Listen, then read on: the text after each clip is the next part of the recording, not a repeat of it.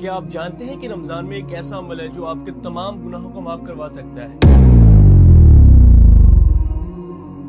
نبی کریم صلی اللہ علیہ وسلم نے فرمایا، جو شخص ایمان اور ثواب کی نیت سے رمضان کے روزے رکھے اس کے پچھلے تمام گناہوں کو معاف کر دیا جاتا ہے۔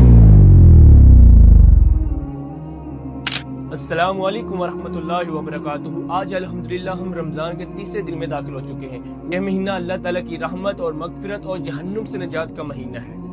رمضان کا پہلا عشرہ رحمت کا ہے، اس لیے ہمیں چاہیے کہ ہم اس عشرے میں زیادہ سے زیادہ اللہ تعالیٰ کی رحمت حاصل کریں۔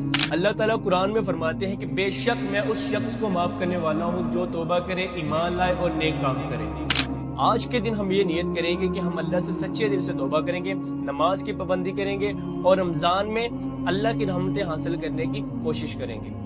اللہ تعالیٰ ہم سب کو مغفرت اور رحمت حاصل فرمائے۔ وعلیکم السلام ورحمۃ اللہ وبرکاتہ۔